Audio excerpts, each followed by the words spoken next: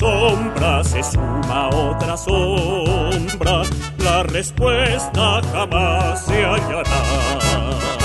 Si la vida no anima la ciencia, si la ciencia en la vida... Continuando con el orden del día, nos acompaña en el día de hoy Raúl Puello Arrieta. Nos visita de la Universidad de Cartagena. Raúl es filósofo de la Universidad de Cartagena, magíster en filosofía de la Universidad de Zulia, Venezuela, fue director del programa de filosofía de la Universidad de Cartagena, dirige el grupo de investigación Apeirón y es director de la revista Conceptos. La presentación que nos va a hacer el día de hoy es la intitulada John Stuart Mill y la moralidad de la discusión pública, una aproximación desde la teoría de la argumentación. Los dejo en compañía de Raúl.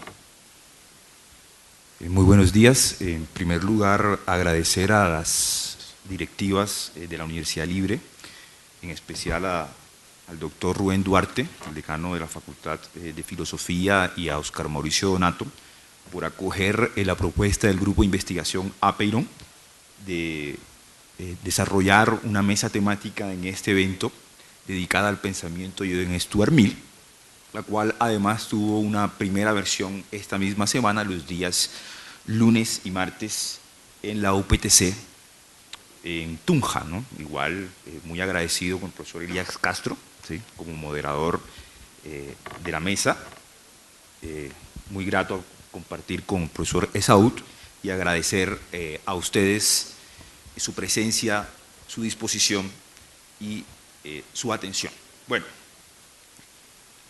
las consideraciones iniciales de John Stuart Mill y el tema sobre la moralidad de la discusión pública, articuladas en una reflexión sobre el falibilismo y la argumentación, conllevan a intentar justificar la respuesta a la siguiente pregunta: ¿por qué Mill?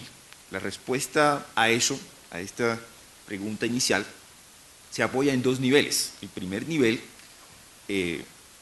procederá mediante la lectura de dos citas, poco para justificar filosóficamente por qué Mill hoy, y lo otro tendrá en cuenta unas consideraciones sobre todo de tipo bibliográfico en las dos primeras décadas del siglo XXI, atendiendo a que esta presentación se enmarca y tiene su foco de atención en los estudios contemporáneos sobre teoría de la argumentación, sobre todo. Bueno, quisiera destacar las siguientes opiniones. La primera del filósofo austriaco Friedrich Waismann, en un artículo muy bello, Mi perspectiva de la filosofía. Waismann afirma sobre la filosofía lo siguiente, dice: la filosofía es muchas cosas y no hay una fórmula que las satisfaga a todas, pero si se me pidiera que expresara en una sola palabra su característica esencial, diría sin titubeos: la visión. En el fondo de toda filosofía digna de este nombre hay una visión, y es de ahí de donde surge y toma su forma visible. Lo característico de la filosofía es atravesar esa costra muerta de la tradición y lo convencional, romper las cadenas que nos unen a preconcepciones heredadas para lograr un nuevo y más amplio modo de ver las cosas. Hasta ahí Waismann, y ahora una cita sobre todo del parágrafo 129 de las investigaciones filosóficas también del austriaco Ludwig Wittgenstein. Los aspectos de las cosas más importantes para nosotros están ocultas por su simplicidad y cotidianidad. Se puede no reparar en algo porque siempre se tiene ante los ojos. Los fundamentos reales de su indagación no le llaman en absoluto la atención a un hombre, a no ser que eso le haya llamado la atención alguna vez. Y eso quiere decir, lo que una vez visto es más llamativo y poderoso, no nos llama la atención. Poco estas citas están orientadas a tratar de sustentar la idea de que con John Stuart Mill podemos hacer una revisión de nuestras formas de vida, sobre todo cuando nos concentramos en el ámbito de la praxis, en el ámbito de la acción, lo que tiene que ver, que es lo que me interesa a mí, con la discusión y la moralidad de la discusión pública sobre temas políticos, éticos, religiosos y económicos, pero esa revisión de nuestras formas de vida no es solo un asunto de conceptos, sino de una manera de ver alternativa precisamente ese tipo de fenómeno. La segunda consideración de por qué Mill en este contexto tiene que ver con el interés creciente, ¿sí?, que se evidencia por el pensamiento de Mill en un conjunto de publicaciones relativamente recientes en el campo de los tres grandes enfoques que en la actualidad dominan los estudios sobre la argumentación, a saber, por una parte, la lógica informal, que se encarga del pensamiento crítico y del estudio de las falacias, representados en Canadá por Johnson y Blair, ¿sí?, por Johnson y Blair, y la escuela de Windsor, sobre todo con Christopher Tyndall y Hans Hansen. La otra tendencia es la pragmadialéctica de Van Emeren y la escuela de Ámsterdam, un enfoque anclado sobre todo en la discusión crítica como forma de resolución de diferencias de opiniones, y la nueva dialéctica de Walton, que se encarga de estudiar los tipos de diálogos.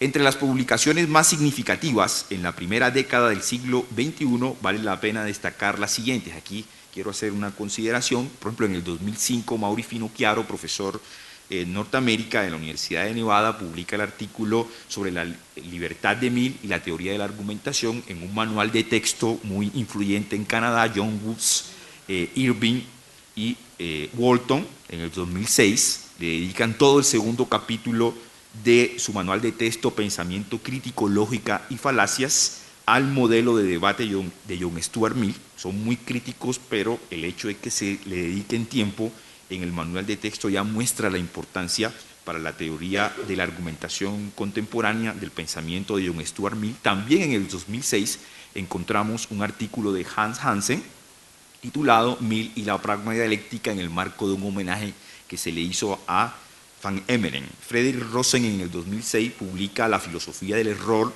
y la libertad de pensamiento, John Stuart Mill sobre las falacias lógicas.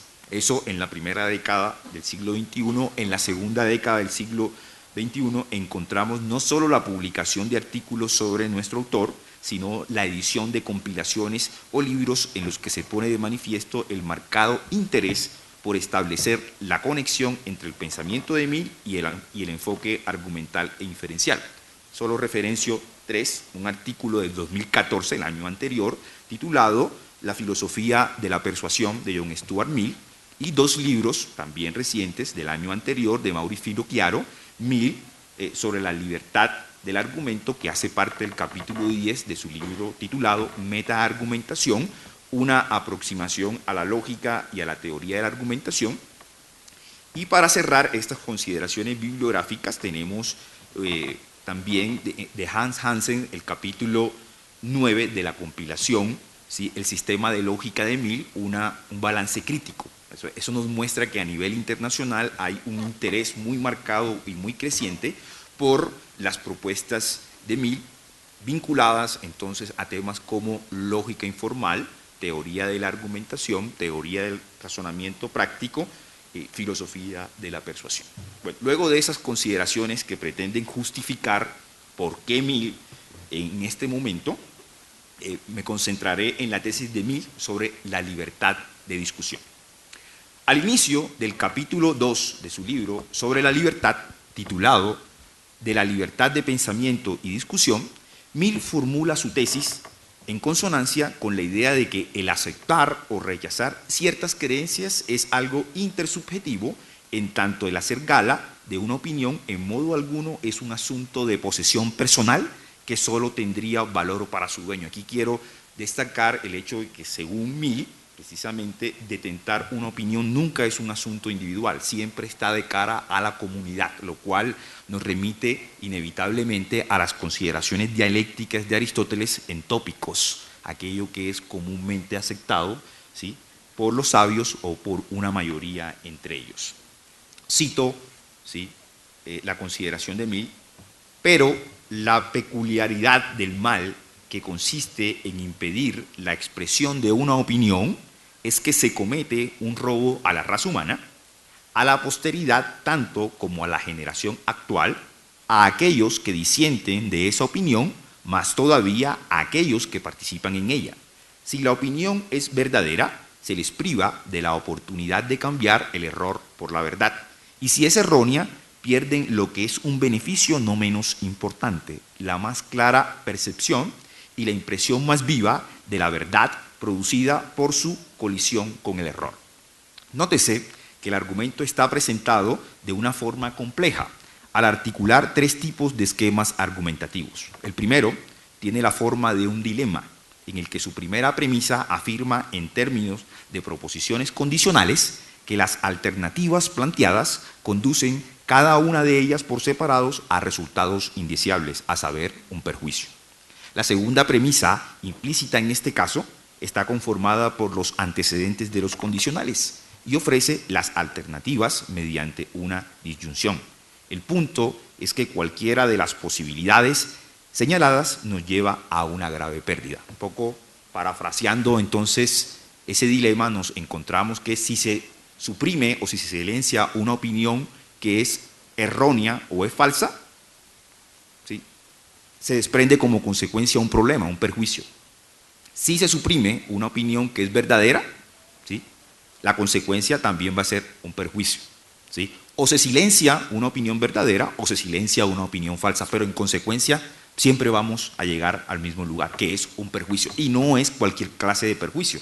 Ya Mill entonces nos está condicionando con esa forma del argumento en términos de dilema para todo lo que viene en el capítulo segundo sobre la libertad. Segundo, se hace uso de un argumento pragmático o por las consecuencias, algo muy característico de la manera de sustentar el punto de vista del utilitarismo, tanto en la versión de Bentham como en la versión de Mill, el cual permite apreciar un hecho por arreglo a sus consecuencias favorables o desfavorables. Razonar sobre las consecuencias conlleva aquí a que el valor negativo acordado a las consecuencias, el perjuicio identificado, se transfiera a lo que se supone es el hecho, silenciar o impedir la opinión, sea esta verdadera o falsa. Tercer esquema, también se emplea con gran sutileza, y aquí es muy hábil Mill, el argumento de dirección o pendiente resbaladiza. Este tipo de argumento responde a la pregunta ¿a dónde se quiere llegar? Consiste esencialmente en la advertencia contra el uso del razonamiento por etapas. Si se cede esta vez, usted deberá ceder un poco más la próxima vez y sabe quién a dónde irá a parar. El argumento de la dirección implica, por una parte, la existencia de una serie de etapas hacia un objetivo determinado, temido la mayoría de las veces, y por otra, la dificultad, sino la imposibilidad de parar, ¿sí?, una vez que se está en la vía que lleva a él. El argumento insinúa que no habrá medio de parar en el camino, lo cual generará perjuicios en una etapa inicial, tanto a los que están a favor como a los que están en contra de la opinión silenciada, en una etapa posterior, tanto a las generaciones actuales, así como a las futuras, y en una etapa final, de cara al abismo, a un robo contra la humanidad. Por eso no es cualquier clase de perjuicio de acuerdo al argumento de Mill. Bueno, las 4 razones para incentivar una moralidad de la discusión pública. Las razones que sustentan la defensa miliana de una moralidad de la discusión pública y la integridad del debate son las siguientes. Razón 1. En primer lugar, una opinión que es reducida al silencio por ser considerada falsa puede ser en realidad verdadera. Negar esta posibilidad implica de plano la aceptación de nuestra propia infalibilidad. Dicho de otra manera, negar que una proposición sea verdadera y reducirla al silencio significa creerse infalible, lo cual constituye la expresión de una confianza exagerada en nuestro punto de vista. El tópico de la infalibilidad como expresión de la confianza requiere en esta parte de una breve digresión que se apoyará en consideraciones de tipo pragmática en el lenguaje, es decir, la confianza en el lenguaje. La confianza en nuestras creencias se configura en la interconexión en constante tensión de 3 condiciones. La primera, ¿qué significa confiar? Primero, hay una condición de dependencia en la cual uno se arroja o se abandona. Puede ser a una institución, a una persona, a una creencia, etcétera, etcétera. Segundo, una condición de discernimiento que contiene una etapa crítica, ¿sí? Un esforzarse por comprender, por ponderar, por decidir y evaluar lo que hacemos. Y tercera, condición de las expectativas positivas. La condición 1, de abandonarse y abrirse, y la 3, entregarse con expectativas de que nos irá bien, pueden entrar en conflicto real o aparente con la condición 2, que es un esfuerzo por comprensión, de discernir. En un contexto epistémico y de controversia, el problema de la infalibilidad en tanto manifestación de la confianza implica, a su vez, por lo menos 3 elementos vinculados a nuestras presunciones comunicativas. Y me concentro en las presunciones comunicativas porque se trata de la controversia en el marco de la moralidad de discusión pública, ¿sí? Cómo sustentamos nuestras creencias. De hecho, y es algo en lo que estamos imbuidos en este momento, es algo muy cercano a nuestra realidad. De hecho, quien hace una aseveración o enuncia una norma necesariamente levanta la presunción de que ese enunciado es inteligible. Cada hablante confía en sus capacidades de proferir un número indefinido de enunciados. Sin embargo, cada hablante u oyente se abandona a la comprensión de los contenidos que se comunican, sean afirmaciones, negaciones, preguntas, órdenes, súplicas, excusas, etc.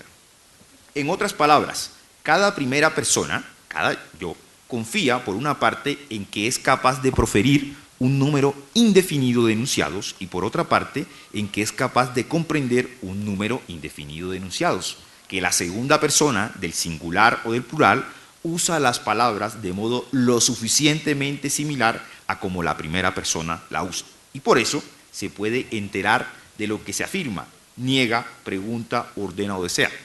Un ejemplo, lo que estamos haciendo ahora. En este caso yo presumo, ¿sí?, que yo comprendo un conjunto de enunciados y que ustedes potencialmente me pueden comprender, pero al mismo tiempo ustedes están levantando esa presunción cuando me están escuchando.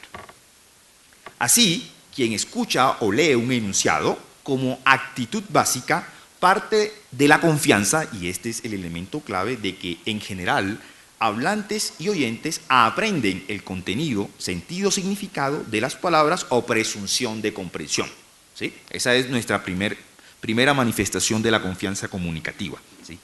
Presunción de comprensión. Presumimos que comprendemos. Otra cosa es que efectivamente sea así. No obstante, la presunción de comprensión no es la única presunción necesaria a todo el lenguaje, pues si se hace una aseveración, no solo se presenta a un referente y nada más, también se lo afirma o se lo niega.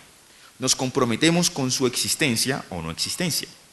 Declaramos verdaderas a las aseveraciones sobre ese referente.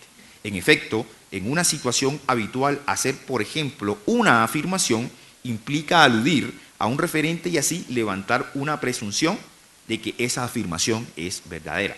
De modo que el terreno común del lenguaje parece incluir otra presunción, la confianza de que en general, con los usos de las palabras, la gente efectivamente se refiere a aquello a lo que declara hacer referencia, o presunción de verdad.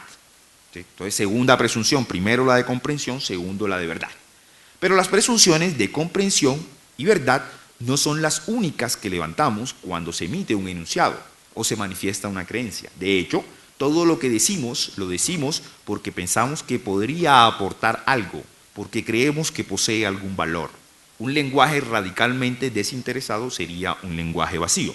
En consecuencia, a las presunciones comunicativas de comprensión y verdad como constituyentes de la confianza comunicativa se suma otra presunción, la confianza de que en general la gente no habla meramente para romper el silencio, sino que tiene algo que decir que considera de importancia o presunción de valor. Eso quiere decir, entonces, en otras palabras y dicho brevemente, que cuando se intenta silenciar una opinión que es considerada falsa, de acuerdo a lo que plantea John Stuart Mill, ¿sí?, como manifestación de una confianza exagerada, estamos inflando la presunción de comprensión, la presunción de verdad y la presunción de valor.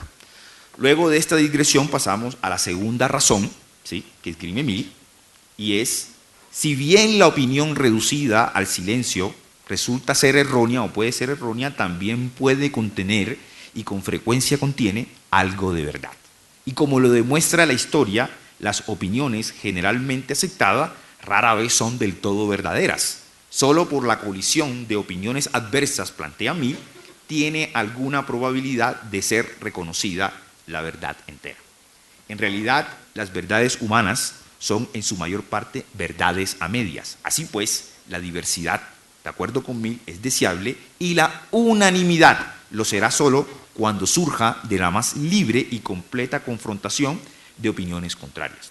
Esta segunda razón supone para Mill, por una parte, que la oposición intelectual y el disenso social son recurrentes en las comunidades humanas. Sobre todas las cosas hay siempre dos puntos de vista, o por lo menos hay dos puntos de vista. Sobre todas las cuestiones existen al menos dos discursos, el uno opuesto al otro. De todos se pueden dar dos descripciones contrarias, lo cual comporta el derecho a ponerlo todo en duda, o por lo menos a estar en desacuerdo, así como reconocer el punto de vista de la contraparte, que es algo en lo que insiste Mill en el segundo capítulo sobre la libertad, escuchar al otro, lo cual requiere empatía y mucha concentración, y que remite al elenco socrático, a la dialéctica platónica, sobre todo a las controversias de Séneca y a la disputatio medieval. Es algo que reclama Mill en términos de educación, que parece que se ha perdido y que es necesario en términos de lo que podría denominarse actualmente una ciudadanía retórica y dialéctica integrar en el currículo, y que aparece insinuado sobre todo en el contenido y alcance de una educación liberal, que es un texto muy bello de Mill sobre educación. Bueno, por otra parte, supone admitir que la colaboración y no la competición erística o agonística constituye la dinámica discursiva en la discusión pública. Aquí es donde hay una revisión de Mill de nuestras formas de vida discursiva, porque parece que hay unas imágenes que subyacen a cierta manera de comportarnos.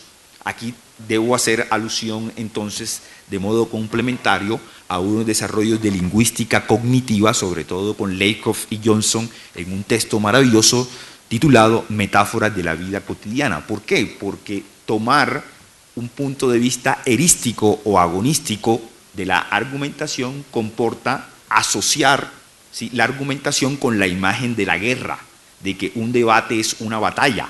Esta metáfora refiere a los argumentos como armas. Ahí es cuando uno afirma que hay que esgrimir un argumento, a los movimientos de ataque, defensa, contraataque asociados con la réplica, a las acciones frecuentemente descritas en términos de blindar o reforzar la posición propia, debilitar la posición del contrario, atacar las premisas o la conclusión, ceder o rendirse ante la evidencia. Son expresiones que en términos metafóricos asocian la argumentación con la guerra y con una competencia en donde alguien gana y pierde, y Mill dice, no, es que la moralidad de la discusión pública no se trata de ganar o perder, no se trata de atacar o defender, se trata es de que todos ganemos a través de un complemento. Por eso, ¿sí?, esa metáfora de la argumentación como una guerra representa un escenario intencional inspirado por la confrontación discursiva, lo que supone que el conversar sea visto y practicado como una interacción polémica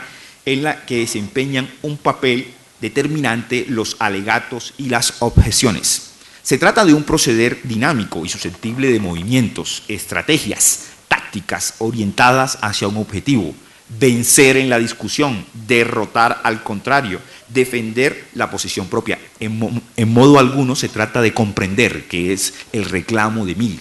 ¿Sí?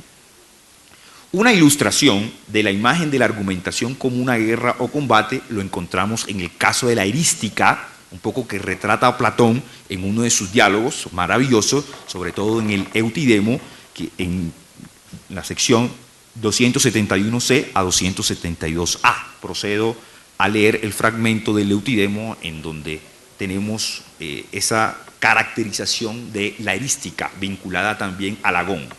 Sócrates, ¿sí?, afirma lo siguiente: en cuanto a lo que tú me preguntas acerca del saber de ambos, es algo asombroso, Critón. Ambos son literalmente omniscientes. y al punto que hasta este momento ignoraba yo lo que eran los pancraciastas. Son capaces de luchar valiéndose de todo tipo de recursos, pero no a la manera como lo hacían aquellos hermanos pancraciastas del Canania, que únicamente empleaban el cuerpo. Estos, en cambio, no solo son habilísimos en vencer a todos en la lucha corporal, sino que también son los más atrevidos en afrontar las disputas jurídicas y en enseñar a los demás a exponer y componer los discursos adecuados para los tribunales. Antes eran solo expertos en esas cosas, pero en la actualidad han llevado a su perfección el arte del pancracio. El único tipo de lucha que habían dejado de ejercitar lo han practicado ahora tan a fondo que nadie se atrevería ahora a enfrentarse con ellos.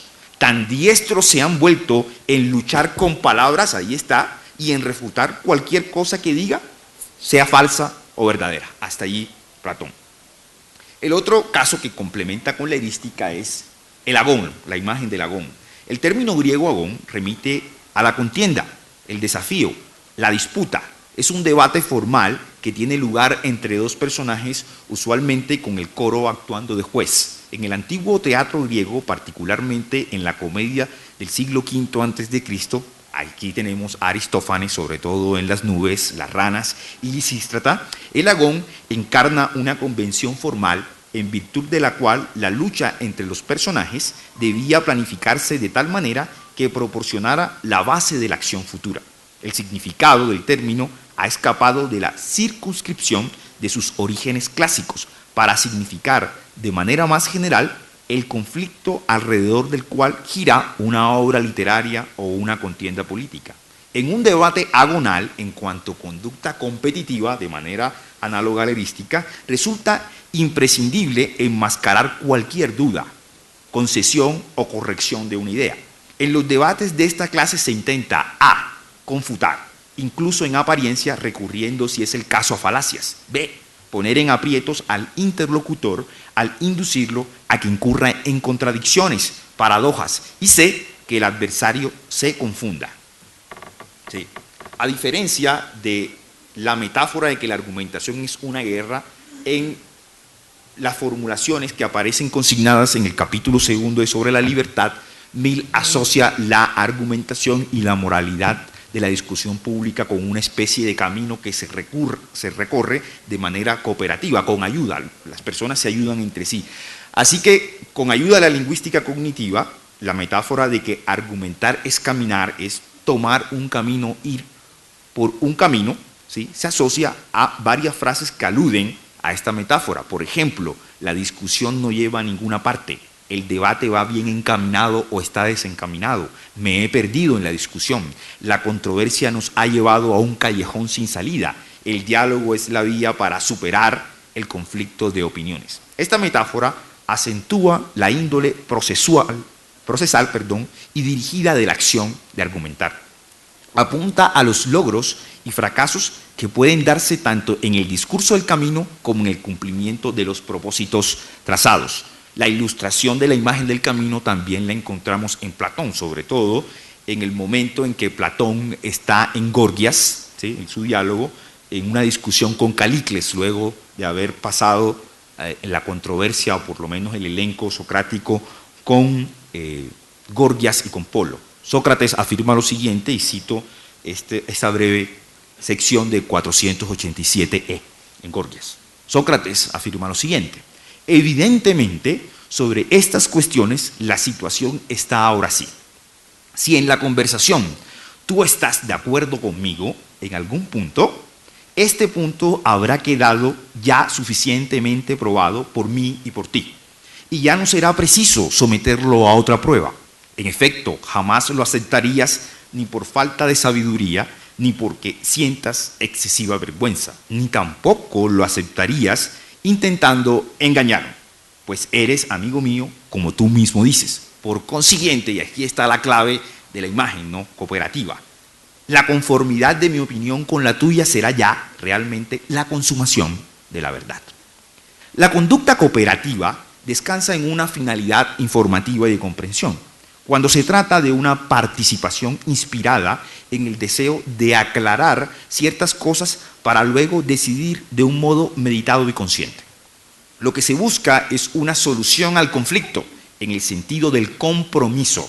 Eso requiere responsabilidad, que es uno de los elementos vinculados no al tópico de la libertad de discusión, sino al tópico de la libertad de pensamiento, que también desarrolla Mill en el capítulo 2 sobre la libertad, mediante un encuentro en el que ambos contendores ganan o pierden. O sea, o ambos ganan o ambos pierden, pero aquí no se trata ya de que uno gana o pierda, no se trata de una confrontación. De los supuestos 1 y 2 se derivan un conjunto de obligaciones dialécticas, en tanto código de conducta razonable para la discusión cooperativa. Uno de ellos es la siguiente: no considerarse infalible, evitar creer que nuestras ideas son intocables y nuestros argumentos incontrovertibles, mantenerse abierto a la duda y estar dispuestos a revisar nuestra posición. Eso es lo que Van Emeren llama un poco las condiciones de orden superior en la argumentación. Segundo, reconocer que es posible discutir sin pelear, que es posible encontrar un punto de partida común, aunque exista una diferencia de opiniones. Tercero, no eludir las objeciones, ya que es en la disposición a las réplicas y a las críticas que está la razón de ser de la discusión. Cuarto, no eludir la carga de la prueba, ¿sí? Y quinto, esto es un elemento que es fundamental porque está vinculado en términos de la discusión política a lo que en lógica se denomina la falacia del espantapájaro o el muñeco de paja. Es cuando se deforma la imagen o las opiniones de un interlocutor, para no denominarlo adversario, y al atribuirse entonces una serie de suposiciones o de opiniones se termina deformando. Es lo que se denomina también en la tradición dialéctica la falsa atribución, ¿sí? No deformar la posición ajena al referir los hechos o reformular las intervenciones del otro. Se debe aplicar el principio de caridad epistémica que impone en sentido positivo ser comprensivo y en sentido negativo no distorsionar. Hay que atenerse a la mejor interpretación posible de la posición del interlocutor. En tercer lugar, razón para sustentar la moralidad de la discusión pública, aunque la opinión admitida no solo fuera verdadera, sino toda la verdad, a menos que pueda ser vigorosa y lealmente discutida, será sostenida por los más de los que la admitan como un prejuicio, con poca comprensión o sentido de sus fundamentos sociales. Resulta necesario propiciar la crítica vigorosa y eficaz para evitar lo que en psicología del razonamiento se denominan los sesgos de confirmación como expresión de la unilateralidad. Ya no se trata aquí entonces de la infalibilidad, sino de la unilateralidad. ¿Por qué es necesaria una moralidad de la discusión pública? Pues en tercer lugar, afirma John Stuart Mill, porque puede haber una tendencia en nuestra atención a tener toda la evidencia de frente y sin embargo vemos lo que queremos ver y escuchamos lo que queremos escuchar independientemente de la evidencia que se sustenta, ¿sí?, en términos de esa crítica. Y sobre todo también porque hay una tendencia a utilizar dos esquemas discursivos en nuestras relaciones sociales. Ellos son la relación acto-persona, dime lo que haces y te diré quién eres, dime quién eres y te diré lo que harás, asociada también a la relación grupo-miembro, ¿sí? Dime con quién andas y te diré quién eres. Pero la relación acto-persona y la relación grupo-miembro, por sesgos de confirmación, se presta mucho a la estigmatización y al prejuicio por asociación, ¿sí?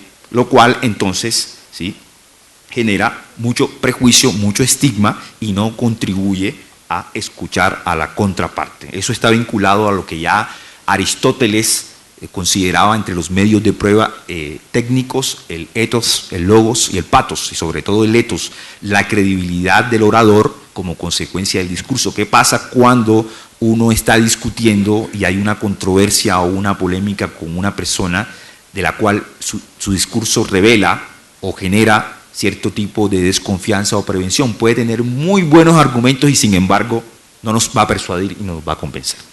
Y en último lugar, ¿sí?, tenemos que el sentido de la misma doctrina ¿sí? En términos de la moralidad de la discusión pública, correrá el riesgo de perderse o debilitarse, perdiendo su vital efecto sobre el carácter y la conducta.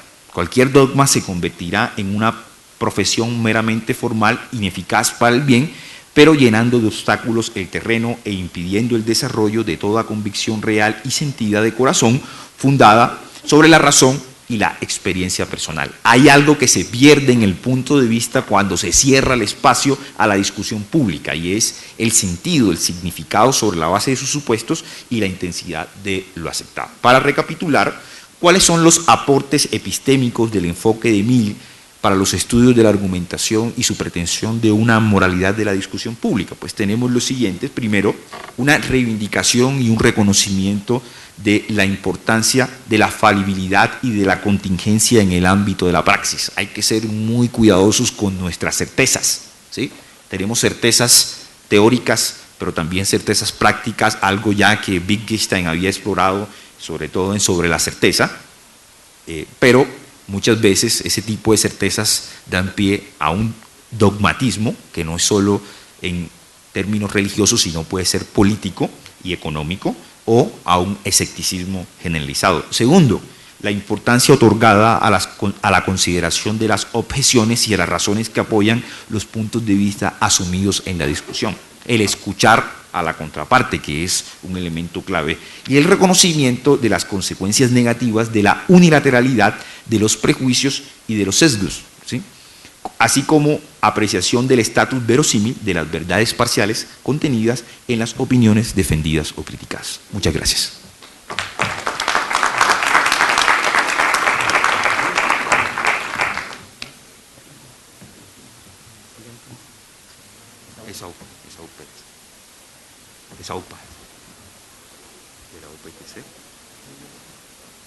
Siguiendo con el orden de la presentación, nos acompaña el profesor Esaú Ricardo Páez Guzmán, docente de la Universidad Pedagógica y Tecnológica de Tunja, UPTC.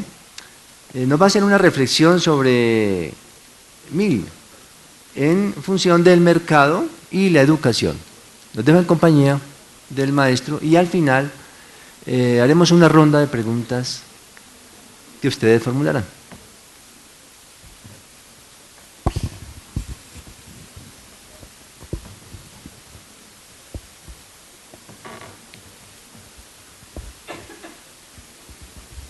Gracias, buenos días.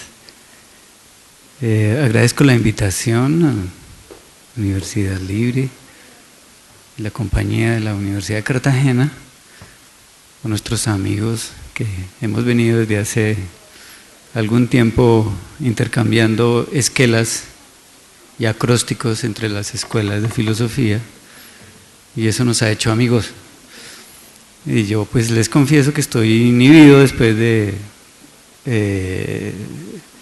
esa magnífica disertación del profesor Raúl, y pues me adelantaré un poco a los juicios que ya en otra parte había confesado.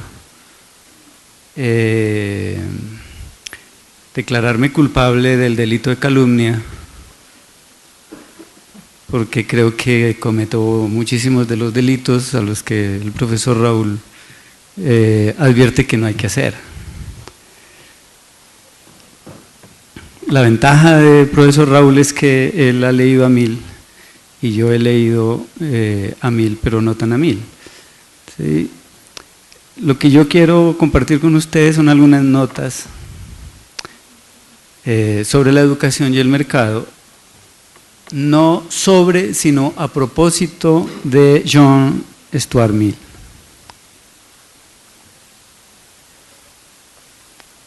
J.S. Mill es un buen pretexto para hacer algunas notas sobre estos dos términos, educación y mercado, dos términos y dos temas de los que se ocupó en sus escritos y conferencias, tan actuales en su momento, en el momento de Mill, como ahora.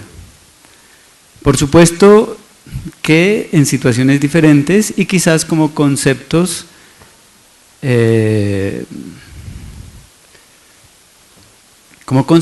que no necesariamente admiten comparaciones, no solo porque su contexto social y político es ya algo lejano, sino porque el campo de su problematización teórica en relación con la economía como disciplina teórica ha sufrido transformaciones sustanciales. Sin embargo, como sucede en todo gran pensador, y Mill pues es un gran pensador, siempre hay un acumulado de riqueza conceptual que no se agota en la historia lineal y naturalizada, entre comillas, como a veces es presentado un pensamiento bajo la forma de los, comillas, precursores y bajo la forma de las causas. John S. Mill es un buen pretexto, quiere decir que no será de Mill de quien se hablará en este texto, será con John S. Mill que se abordará un tema que admite dos términos y del cual sería posible pensar hoy una perspectiva restringida en relación con la universidad en tanto que tal. Entraré directamente en uno de los problemas suscitados por el tema que tiene que ver con el mercado, la valoración de la mercancía por el consumidor y ciertas situaciones en las que la demanda no supone el buen juicio en relación con la calidad de la mercancía, el buen juicio del comprador. Hoy los economistas distinguen este problema, entre otros, bajo el enunciado de los fallos del mercado. Y en este plano me referiré a la educación entendida como una actividad que pudiera ser valorada como actividad económica. Una discusión que viene tomando importancia en las últimas décadas, en particular en Colombia, en las últimas 2 décadas. Uno, tendría que ver con la consideración misma de la educación como un servicio. Servicio es una categoría que se han inventado en la economía, o por lo menos como servicios educativos, los education service, como los viene llamando desde 1994 la Organización Mundial del Comercio. 2, la tendencia que algunos han venido llamando de mercadización de la educación y en particular la educación universitaria. 3, la extensión del nombre del nivel de estudios universitario, el nombre, como educación superior y hoy en el plan de desarrollo vigente como educación terciaria, que es como las clasificaciones, como las clasifican las clasificaciones internacionales y como la nombran a nivel de los estudios postsecundarios. En relación con el primer aspecto del carácter de mercancía de la actividad educativa, lo importante es señalar, o el carácter de servicios, que lo hago como sinónimo, lo importante es señalar que como tal, como actividad desde la fundación misma de la universidad, como institución, siempre ha habido una discusión y una inclusión de las actividades propiamente educativas como prácticas de enseñanza y como actividades de aprendizaje, bajo cierta relación mercantil, como lo recuerda el historiador Legoff, el salario o el beneficio para el maestro, la beca o la prebenda para el estudiante. De la misma manera, las actividades asociadas a la enseñanza, los servicios de tutoría, alojamiento, alimentación, vestido, acompañamiento, etcétera, desde la aparición misma de la universidad, se convirtió en un sector económico bastante activo desde el siglo XII en Europa. Economistas como Adam Smith ya se ocupaban en su momento del aspecto relacionado con los mercados educativos, aunque no lo denominara tan abiertamente de esa manera. Sin embargo, algunos plantean que es justamente Smith quien abre la discusión para el concepto de lo que hoy ha venido siendo llamado capital humano. Y la educación como uno de los factores de inversión y de valoración del trabajo. Comillas.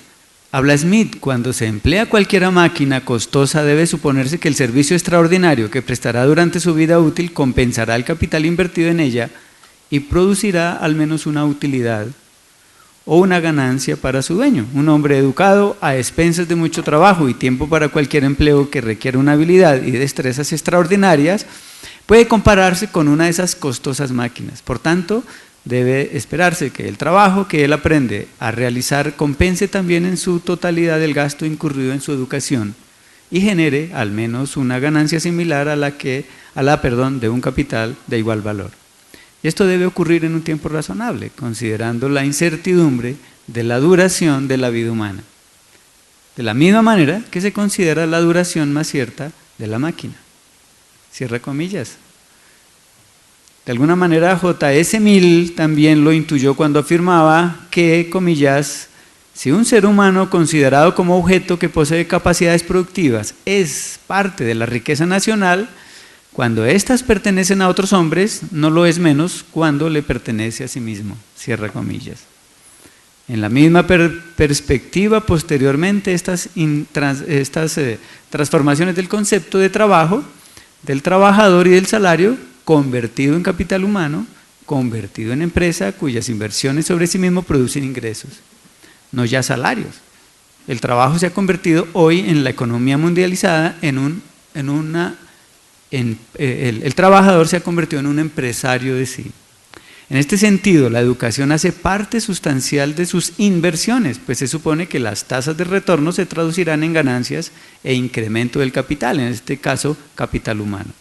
Es quizás una versión de individualización de la empresa o, si se quiere, de empresarización del individuo, figura económica nueva que no se le ocurrió, por supuesto, a J.S. Mill, pero que en la línea de Adam Smith alcanzó a intuir, y aunque tuviera una posición firme contra los sistemas de herencia, hay algo de su herencia intuida que golpea todavía como un eco en las teorías económicas del management hoy y de la economía. Lo que lleva a incluir la educación, en este caso, la educación universitaria, en el orden de las actividades propias de un mercado. Y es conocida su ficción de la mano invisible, la de Adam Smith, como ficción autorreguladora del mercado, por lo que los liberales del siglo XIX abogaban por la libertad total del mercado respecto a la intervención del Estado o de mecanismos exteriores al mercado para su regulación. Problema del que J.S. se ocupó, pues, a pesar de defender el principio del laissez-faire que los liberales radicales planteaban a ultranza, él consideraba que en algunos casos, justamente por las llamadas hoy imperfecciones del mercado, en la medida en que la mano invisible no siempre intervenía de la manera más justa, era necesario una intervención desde el Estado. En parte por su particular manera, quizás, de entender la economía como disciplina analítica que se ocupaba de los principios y las leyes generales de la producción, como leyes inamovibles y naturales de una parte, y de otra, en tanto que habría una moral económica asentada sobre las costumbres, las diferenciaciones y las desigualdades por las que la distribución de la riqueza tomaba carácter de injusticia o como generadora de fallos del mercado, cuyo impacto en la sociedad era visible en la pobreza y la ignorancia de la población. En este sentido, el último capítulo de sus principios de economía lo dedica a señalar este problema, en el que va a poner la educación como ejemplo de problematización de los fallos del mercado. Habría que recordar el Capital de Marx para volver sobre un tema que el siglo XX creyó enterrado, pero que desde la perspectiva de la tradición liberal, nuestro John S. ya lo señalaba, entre otros, en su libro quinto, capítulo 11, numeral 7, 8 y 9, entre otros de sus principios de política económica, en particular en el tema de la educación, abro comillas, en materia de educación la intervención del gobierno es justificable porque el caso no es uno en el que el interés y el juicio del consumidor tienen suficiente seguridad en las bondades de la mercancía. Un poco como que el que la va a comprar no tiene un juicio seguro sobre lo que va a comprar. En este caso, los economistas de hoy lo conocen con el enunciado de la asimetría de la información, pues se considera que ciertas mercancías, en particular los servicios hoy, escapan al juicio objetual, pues se mueven en el espacio de las expectativas y de las confianzas, en un tiempo de anticipación. En lo que se negocia es una promesa que se realiza luego como objeto en el espacio performativo de su realización misma, para el que no puedo sino apostar a la confianza del vendedor, del proveedor del servicio, del que además no tengo juicio para determinar sus bondades. Por eso la imagen de la empresa, las confianzas, los sistemas de aseguramiento y los sistemas de garantía jurídica de defensa del consumidor, para no hablar de los sistemas de aseguramiento y de acreditación de la educación, por ejemplo. Y sigo a Mill, abro comillas. El inculto no puede ser juez competente de su cultivo. Los que más necesitan hacerse más sabios y mejor, por lo general desean que menos, o desean algo menos, y si así lo desearan, serían incapaces de encontrar la manera por sus propias luces. Continuamente va a suceder por el sistema voluntario que al final no se desea, los medios no serán proporcionados en absoluto, o que las personas que requieren una mejora tienen una concepción imperfecta o totalmente errónea de lo que quieren, entonces la oferta provocada por la demanda del mercado será otra cosa que lo que realmente la demanda necesitaría. Cierro comillas. Una discusión que va a mantenerse hasta nuestros días, la de las relaciones entre el Estado y la sociedad, entre el mercado y el Estado, y entre la economía y la política, y es lo que nos interesa, entre el Estado, el mercado y la actividad educativa, aunque con lenguajes y máscaras a veces irreconocibles.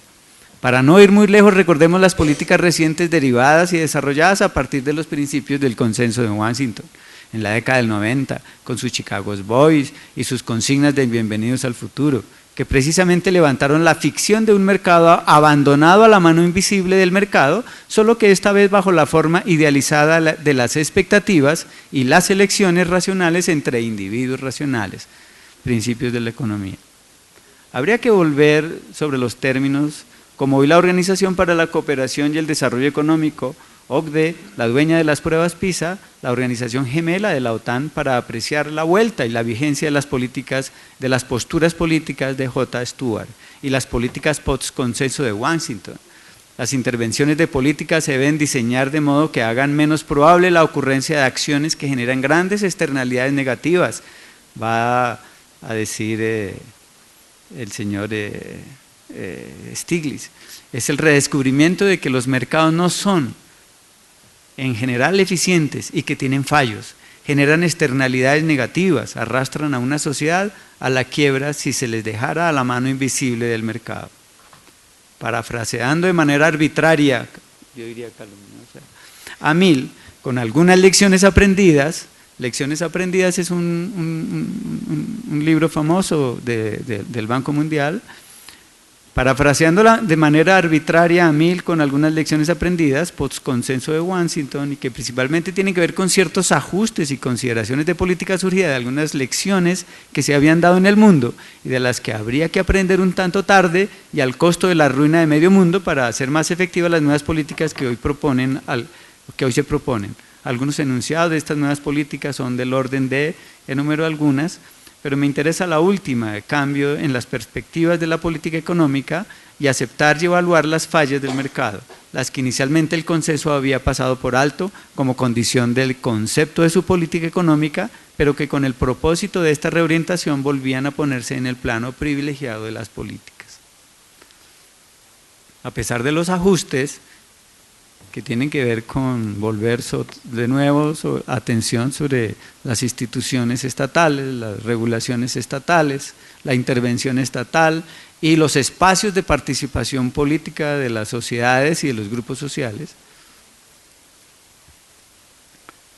A pesar de los ajustes, se mantiene la misma orientación de la centralidad del mercado como eje regulador o como horizonte de actuación, la liberalización de la competencia y los enfoques privatizadores, reflejado, entre otros, en la Constitución de la Organización Mundial del Comercio y expuesto en los distintos acuerdos de libre comercio firmados, los bloques y los grupos de países comprometidos en las diferentes iniciativas y tratados que se han acordado y fortalecido en las últimas décadas, en la orientación y el carácter de los ajustes institucionales y en el acento de las políticas económicas desarrolladas por los países al amparo de las tendencias del mercado mundial.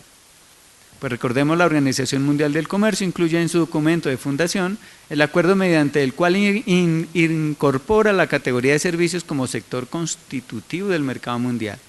El Acuerdo General sobre Comercio de Servicios, lo nuevo aquí es la inclusión de los servicios y con ellos de la educación, y en particular la educación superior, la universidad, como servicios educativos, Education Service. La inclusión se formalizó sobre la base de una lista en la que además de los Education Service había 11 sectores más que ustedes pueden encontrar fácilmente en la página de la Organización Mundial del Comercio. Incluir la educación en la lista implica un desplazamiento sustancial de la manera como es entendida, aceptada y organizada la educación en los organismos mundiales, pues los foros tradicionales en los que se supone era pertinente y de algún modo legítimo el lugar de la educación era desde la segunda mitad del siglo XX la UNESCO y sus organismos afines. En este caso, que la educación sea clasificada como Education Service en la Organización Mundial del Comercio, es otorgarle a la educación como concepto y como actividad un estatus y una condición completamente nueva. Es la inclusión de la educación como Education Service en un régimen jurídico que la define por la actividad como actividad económica, no como educación, que sería el concepto que tradicionalmente distinguiría una tradición occidental que la habría así valorado, como actividad del orden de la cultura, de la filosofía o de la política, o como asuntos de la cultura, de la filosofía o de la política.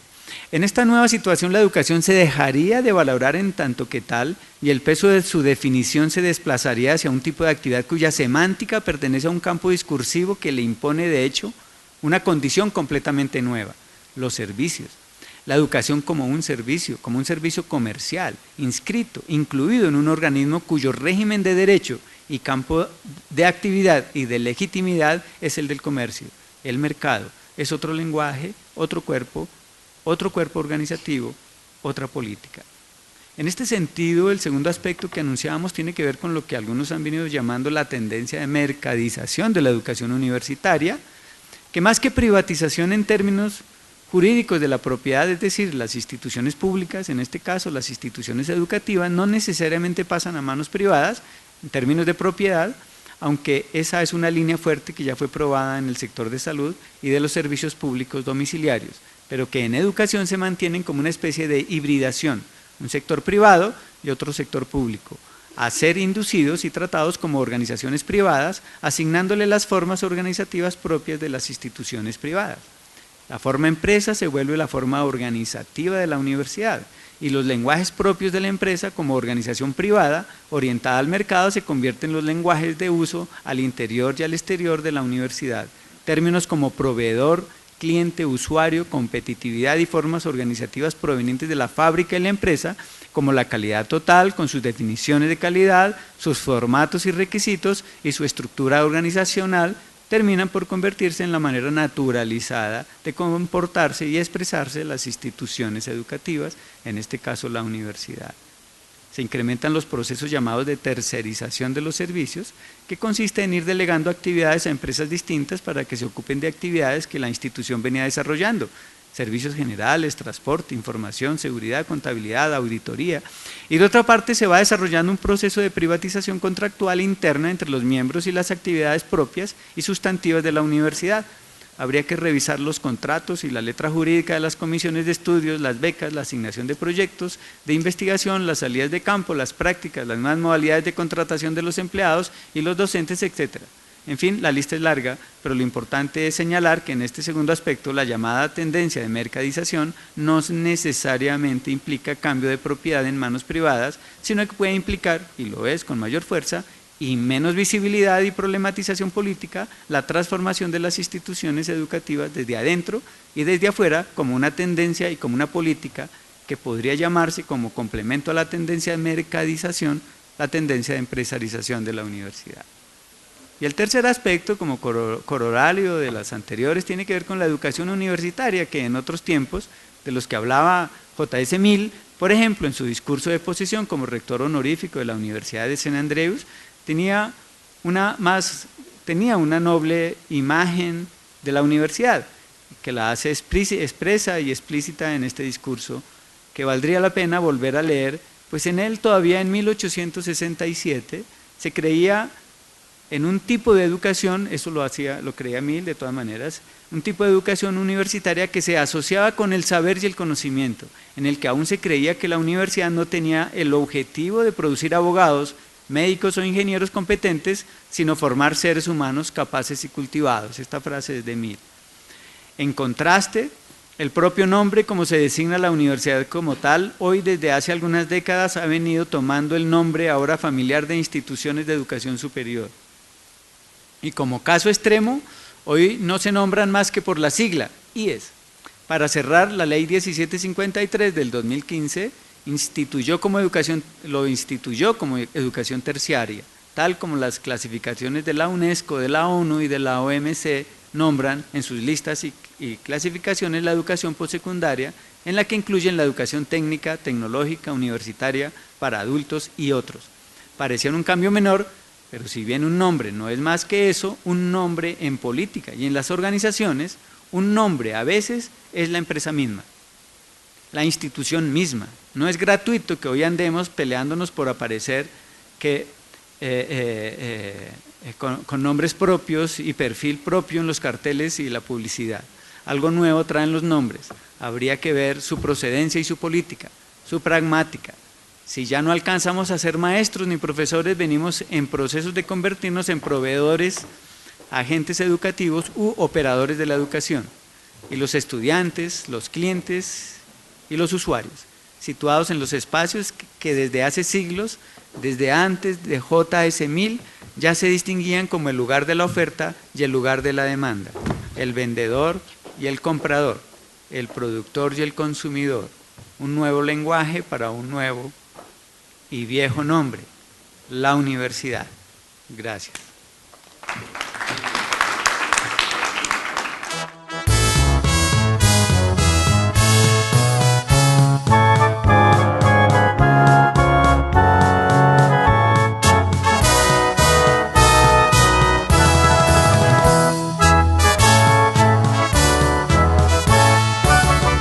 A la libre entonemos un himno, a la paz y al derecho a vivir, a la luz del heroico pasado, a la aurora que habrá de venir.